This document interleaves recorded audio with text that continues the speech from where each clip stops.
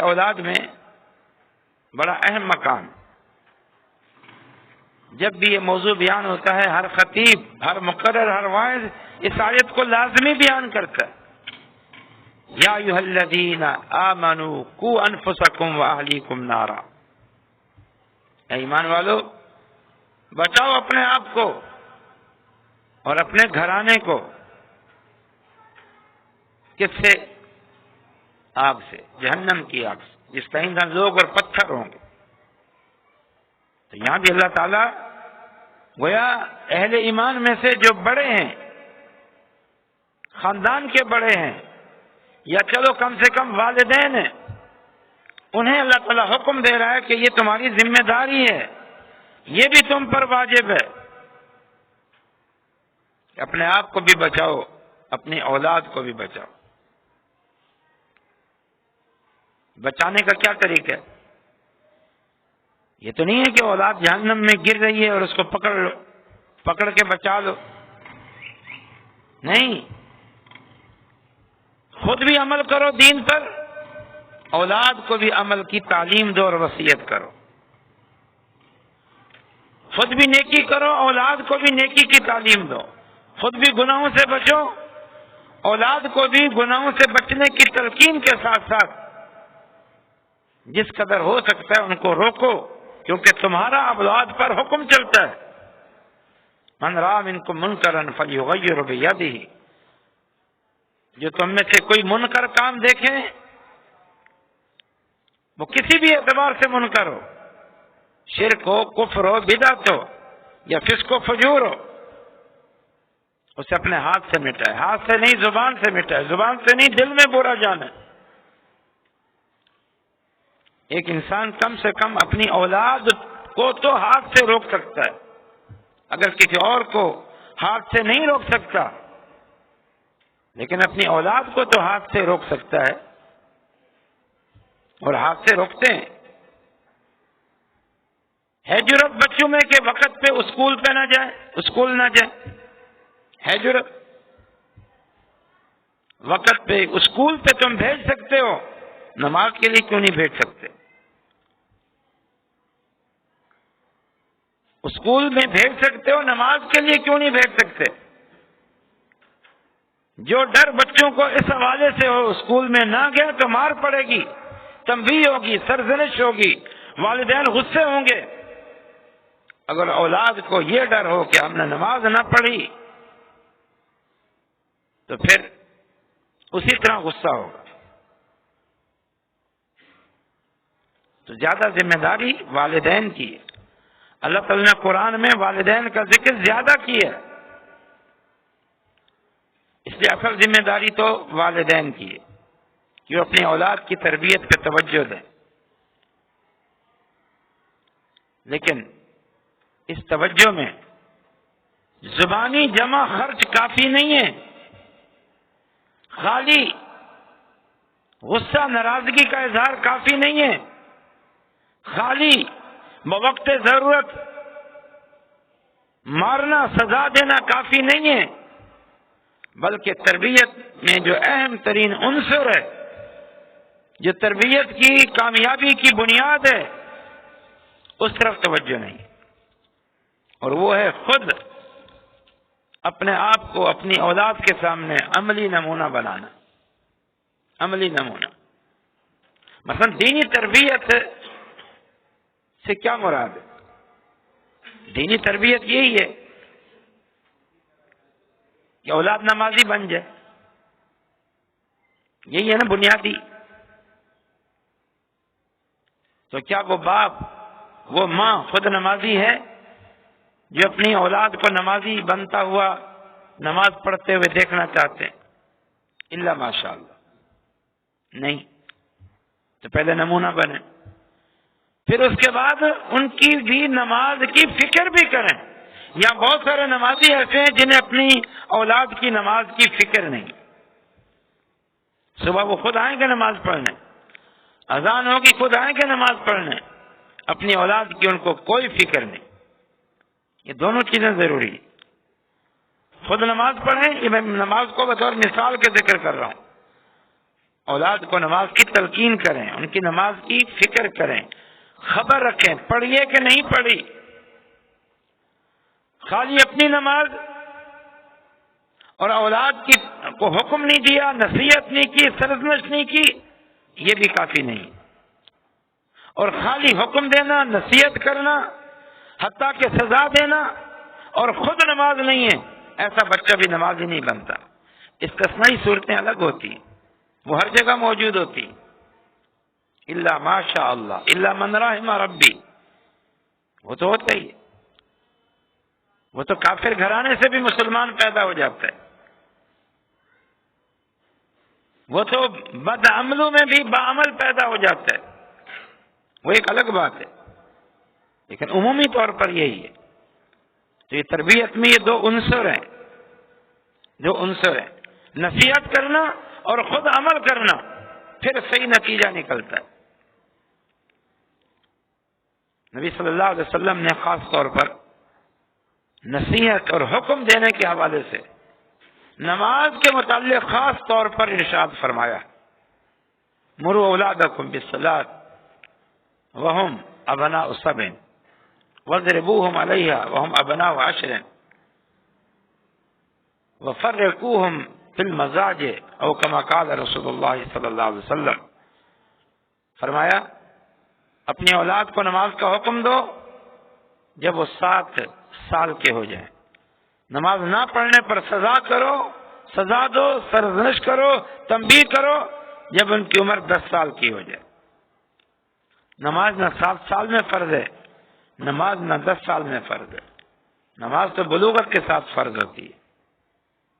یہ تربیت کے حوالے سے ذمہ داری بتائی جا رہی ہے، اور گویا یہ نقطہ بھی ہے کہ سب سے زیادہ توجہ اپنے بچوں کو نماز کے حوالے سے دو، مسجد سے جوڑ دو، نماز سے جوڑ دو۔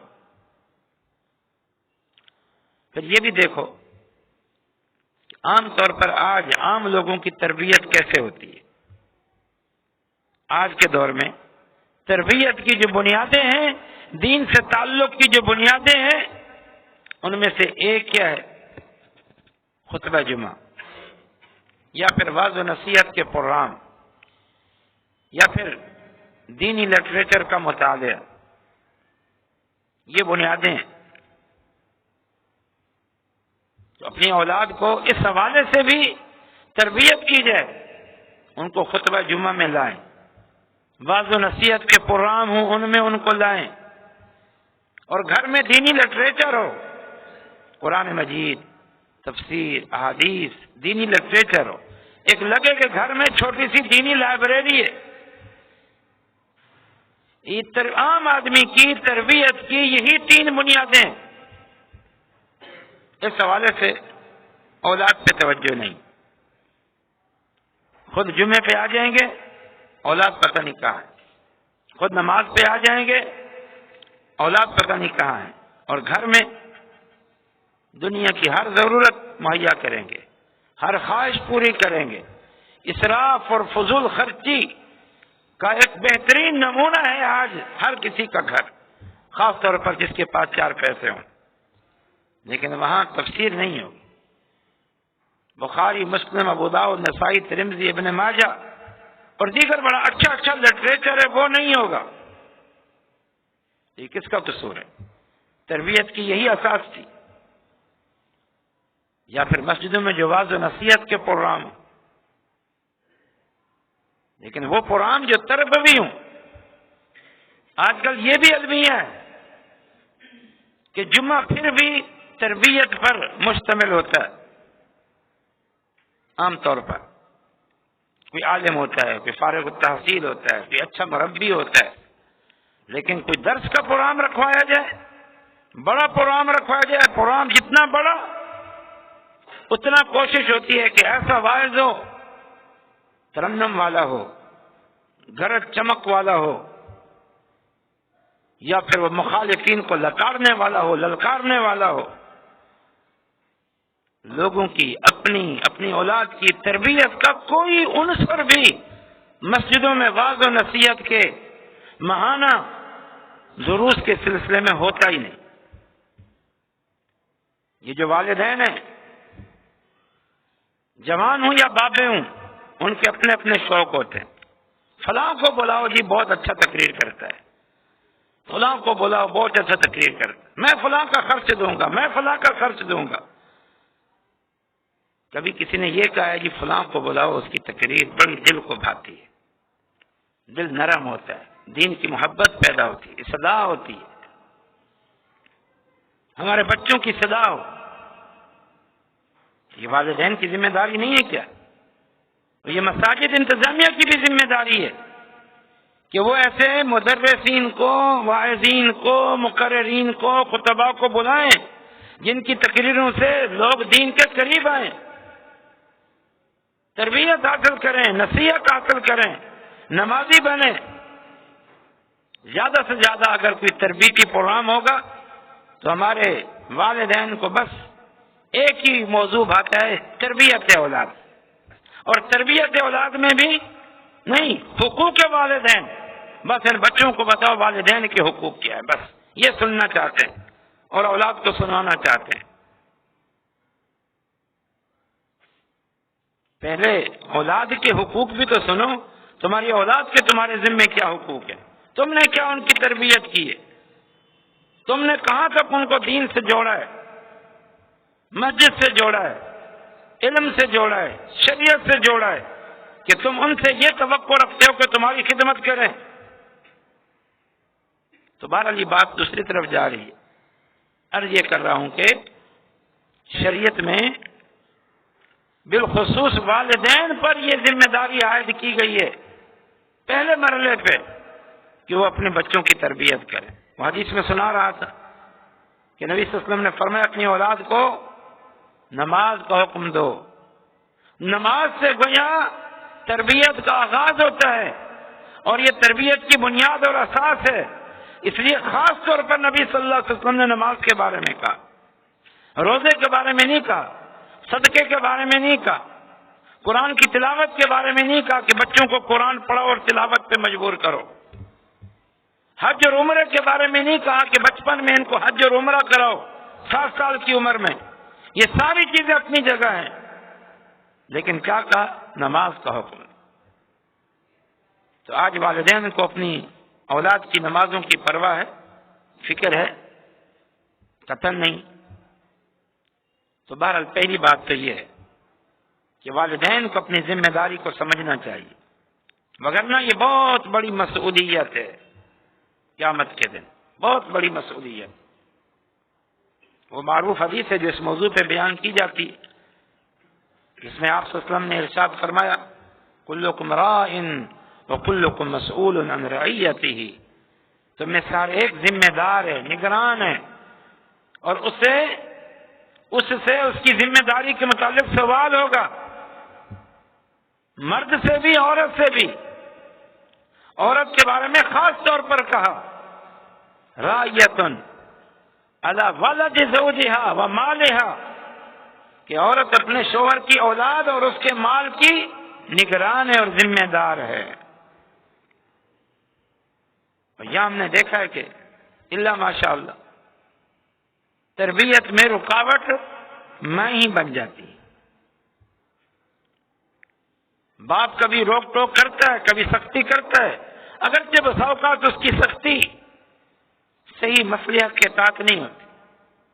بس اچانک حضرت کو غصہ آتا ہے اور حضرت کا ہاتھ اٹھتا ہے یا وہ ڈنڈا اٹھا لیتا ہے اچانک اور بے تحاشا مارتا ہے، اور اس کے بعد پرواہ نہیں ہوتی. نہ پہلے پرواہ ہوتی اولاد کا ہے، نہ بعد میں پرواہ ہوتی. ایسی باتیں اثر نہیں کرتی. اور اگر والدین کوئی ڈانٹ ڈپٹ سختی کرنا بھی چاہیں تو یہ مائیں یہ آڑ بنتی، یہ محبت نہیں ہوتی اولاد کے ساتھ، بلکہ دشمنی ہے، بلکہ ان کو نقصان پہنچانا ہے. کیا باپ کے دل میں اولاد کی محبت نہیں ہوتی؟ کیا ہوتی ہے؟ کیوں نہیں ہوتی؟ وہ کیا خوشی سے مار رہا ہوتا ہے، روک ٹوک کر رہا ہوتا ہے، پابندی لگا رہا ہوتا ہے؟ وہ تربیت چاہتا ہے. یار پنکھا چلاؤ، کیا گرمی کر دی ہے بھائی، ادھر والا چلاؤ. تو بہرحال اصل جو ذمہ داری ہے وہ ماں باپ کی. ماں باپ کی ذمہ داری کے حوالے سے میں ایک بڑی عظیم حدیث آپ کو سناتا ہوں جو رسول اللہ صلی اللہ علیہ وسلم کا بڑا مشہور فرمان ہے. کل مولود یولد بالفطرہ فابواہ یحودانہ او ینصرانہ او یمجسانہ. فرمایا ہر بچہ، نو مولود بچہ، وہ فطرت اسلام پر پیدا ہوتا ہے. فطرت اسلام، اللہ پر ایمان، اللہ کی محبت، اللہ کی اطاعت اور فرما برداری کا جذبہ، اللہ کی توحید، ان تمام افکار اور خیالات کے ساتھ وہ پیدا ہوتا ہے. فابواہ یحودانہ، ماں باپ اس کو یہودی بناتے ہیں، اور یمجسانی یا مجوسی بناتے ہیں، اور ینصرانی یا عیسائی بناتے ہیں. ماں باپ اس کو بناتے ہیں. ماں باپ کے یہودی عیسائی بنانے کا کیا مطلب؟ کہ ماں باپ جیسے ہیں اولاد ویسے بنتی ہے. وہ ماں باپ نے اس کو بنایا ہے. ماں باپ نے جو ماحول اپنایا ہے، جو عقیدہ اپنایا ہوا ہے، جو فکر اپنائی ہوئی ہے، اولاد نے اسی کو اختیار کرنا ہے. گویا ماں باپ نے اسے اس مقام تک پہنچایا ہے.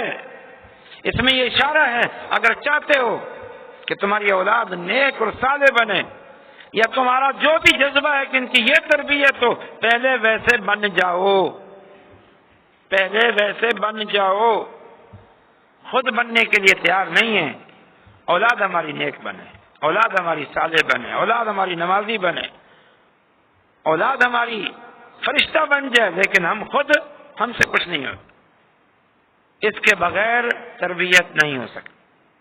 یہ تو پہلی بات. دوسری بات، یہ ذمہ داری نوجوانوں آپ پر بھی. آپ اپنے ماں باپ پر یہ بوجھ ڈال کے بریو ذمہ نہیں ہو سکتے، نہ آج دنیا میں نہ کل قیامت میں. ان کا اپنا جرم ہے اگر انہوں نے آپ کی اصلاح نہیں کی، تربیت نہیں کی. وہ اپنی اس غلطی کا، سستی کا، غفلت کا جواب دیں گے. لیکن بلوغت کے بعد آپ سے بھی محاسبہ ہو. آپ سے بھی محاسبہ ہو. یہ نہ سمجھو کہ ہمارا محاسبہ نہیں ہو، آپ کا بھی محاسبہ ہو. پھر آپ بھی تربیت حاصل کریں، نیک اور صالح بنے، فرما بردار بنے. بالغ ہونے کے بعد انسان میں اتنا عقل، شعور، سمجھ آ جاتی ہے کہ وہ اپنے مقصد حیات کو جانے اور سمجھے. اللہ نے اتنا عقل و شعور دیا ہوا ہے. اس لیے بلوغت کے بعد وہ انسان مجرم ہے اگر اس سے کوئی جرم ہو.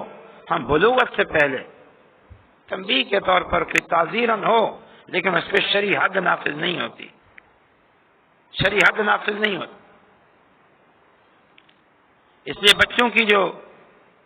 بچے جب فوت ہو جاتے ہیں تو ان کی نماز جنازہ میں جو دعا ہے، جو بعض اسلاف میں سے ثابت ہیں، اللہم اجعل لنا سلفا وفرتا وذخرا واجرا، یہ ہے اللہ اس بچے کو اس کے ماں باپ کے لیے ذخیرہ بنا دے، اجر بنا دے، فرت بنا دے، اس کے میزان کے بھاری ہونے کا سبب بنا دے. یہ ہے کیونکہ وہ بچہ ہے، بلوغت سے پہلے فوت ہو گیا. تو بلوغت کے بعد کوئی یہ نہ سمجھے کہ اب سارا قصور میرے ماں باپ کا کہ انہوں نے مجھے نمازی کیوں نہیں بنایا، انہوں نے مجھے نیکی کی تعلیم و تربیت نہیں دی، انہوں نے مجھے کیوں نہیں سمجھایا. اس بچے کو اور سب کو سمجھ آ جاتا ہے، اچھا اور برا، اپنا بھلا اور اپنا گھاٹا سب سمجھ آ جاتا ہے. اگر نہیں سمجھ تو دین سمجھ نہیں. یہاں جب بات آتی ہے تو کہتے ہیں میرے ماں باپ نے نہیں سمجھایا. ان کا قصور اپنی جگہ پر ہے، لیکن بلوغت کے بعد اب آپ بھی ذمہ دار بن گئے ہیں. تو آپ بھی پھر ویسے بچے بنے، ویسے نوجوان بنے جس کا ذکر قرآن و حدیث میں. ابراہیم علیہ السلام نے اپنے بیٹے سے کہا تھا نا، جو آیت میں نے پڑھی، یا ابت انی ارا یا بنی انی ارا فی المنام انی اذبحک فانظر ماذا تری